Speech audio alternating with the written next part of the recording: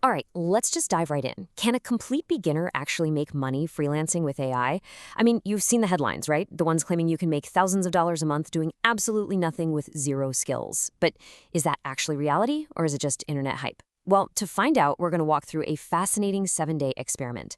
We started entirely from scratch, tracking real data and real results, just to see if it's actually possible to make money with AI in a single week.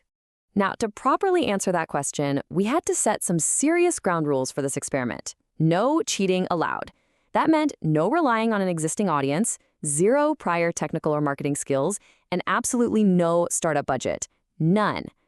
Armed with nothing but a laptop and free AI tools like ChatGPT, the goal was to document every single step, the good, the bad, and the ugly. We want to cut right through the fantasy and show you exactly what it takes to turn AI into actual spendable income. Which brings us to day one. And spoiler alert, it ended in a pretty harsh reality check. See, the experiment started exactly how all those YouTube gurus tell you it should. 8 hours straight of churning out generic AI-generated out for t-shirts, publishing hastily written ChatGPT ebooks, just blasting it out onto the internet. And the grand total at the end of the day? Exactly $0. The marketplace was already completely flooded with these exact same generic ideas. The big takeaway here? Just creating random stuff is definitely not the same as solving a problem someone will actually pay for. And honestly, this brilliantly illustrates a core concept we see in the Escalopa AI income models. Chasing passive income, like selling generic ebooks or prompt packs, it fails for a beginner. Why? Because you don't have an audience or a distribution channel yet. A prompt pack sitting on a website with zero traffic makes $0. But the active income approach, where you trade your time, heavily leveraged by AI, to offer a specific service, that actually works. It generates cash flow almost immediately. To make that active income model work, though, it required a massive mindset shift. I absolutely love this realization from a real freelancer on Reddit who went through this exact same struggle. They realized that to succeed, they had to stop obsessing over the shiny new AI tools and stop trying to sell AI as the product. Instead, they shifted their entire focus to just helping real people solve one clear problem faster. The technology? It's just the invisible assistant making it happen. Now, what's really fascinating is how this little micro-experiment aligns perfectly with massive global trends. Look at the data from groups like the World Economic Forum and 2727 Co-working. They found that 20% of freelancers are now using generative AI regularly. That's actually over twice the rate of non-freelancers. But here's the kicker. They aren't using it to replace their own judgment. No, they're using it to brainstorm, do research, draft proposals. They're accelerating their workflows so they can spend their time on higher value, creative problem solving. So that brings us to the crucial point, the day 2 pivot. The experiment shifted completely to building a highly targeted, 4-step active income workflow. The target? Local businesses like cafes and gyms that had terrible or just straight up non-existent social media pages. The workflow was super simple. 1. Identify the business. 2. Use AI to generate a sample post tailored specifically to them. 3. Spend serious human time editing and personalizing that content. And 4. Pitch them the service. It was no longer about selling AI, it was about selling a completed marketing task. Day 3, however, was an exercise in pure, agonizing patience. Following this new workflow, 20 free, highly customized social media samples were sent out to local businesses. And then, crickets. Just hours of nerve-wracking silence. Honestly, the rejection rate when you're first starting out is incredibly high. But the thing is, you only need one yes to validate the whole business model. And finally, a small local gym replied to the pitch, asking how much it would cost for a week of content. That single message changed the entire trajectory of this 7-day challenge. A price of $50 was offered to generate 7 weekly social media posts. And get this, the gym agreed instantly. Securing that very first client was the ultimate validation. It proved beyond a shadow of a doubt that solving a real, annoying problem for a real business owner is the actual key to making money here.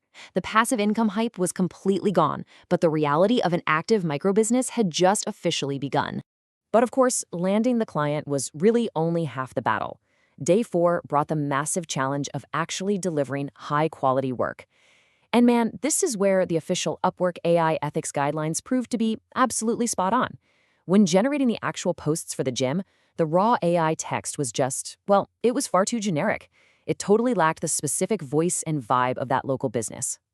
human expertise was heavily required to edit, shape, and refine the AI's output into something the client would actually value. This immediate need for quality control forced a total crash course in what the industry calls prompt engineering. Basically, it's the skill of crafting precise commands. The real magic of working with AI isn't just accepting whatever it spits out on the first try. It's the back and forth iteration. It's telling the AI, hey, make this punchier, or make it sound more welcoming. You're essentially acting as a creative director, guiding the machine until it perfectly matches your client's brand. So, armed with real-world validation, a much smoother workflow, and some newly sharpened prompt engineering skills, days 5 and 6 were all about scaling the operation up. Using the success with the gym as a sort of mini portfolio piece, 30 more pitches were sent out to local dentists, florists, tradespeople, and because the pitch was improved and backed by a real result, the credibility was so much higher. This targeted effort resulted in signing 3 additional clients. Which brings us to the final tally for the end of this 7-day experiment. By trading time for targeted services and leveraging AI to handle the heavy lifting of drafting that content, the week ended with $200 in weekly recurring revenue, built entirely from scratch. Now look, is $200 going to buy you a private jet? Obviously not. But as a proof of concept for a complete beginner with 0 prior skills, it perfectly validates this active AI service model. And you know, this micro-business success aligns beautifully with what we're seeing in the broader industry data. In a recent A-Team survey of top-tier tech freelancers, a massive 80% reported that generative AI directly increases their earning potential.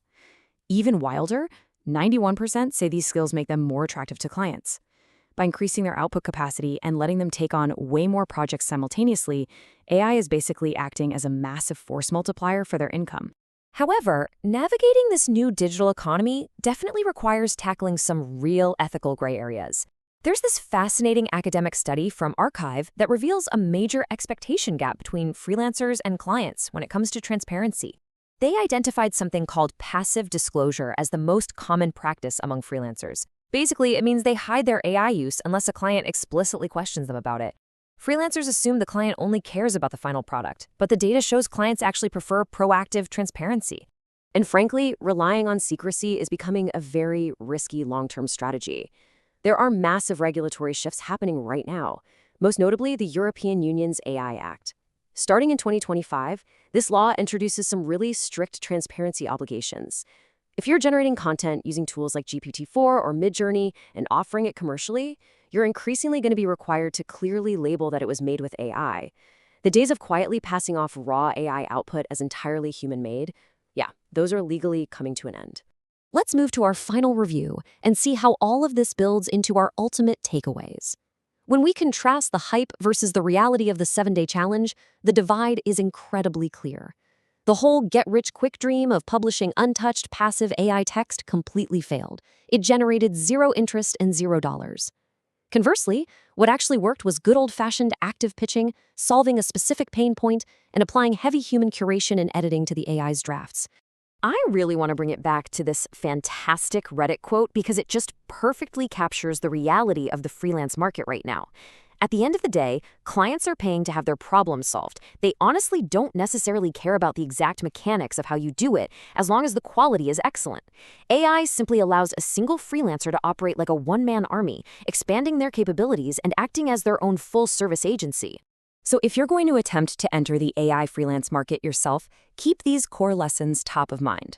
First, AI is a lever, not a magic wand. Second, you absolutely must focus on solving real problems for real businesses. Third, you've got to edit your AI outputs heavily to inject personality and accuracy. And finally, and this might be the most important one, your soft skills, your communication, your reliability, and your ability to truly understand a client's needs will always be what actually closes the deal. I want to leave you with this provocative question to chew on as you navigate this rapidly changing landscape. If everyone in the world now has access to the exact same powerful AI assistants, the technology itself is no longer a competitive advantage, right? It's just the new baseline. So the real question for your freelance journey is this: what uniquely human value, creativity, or strategic thinking are you going to bring to the table to stand out?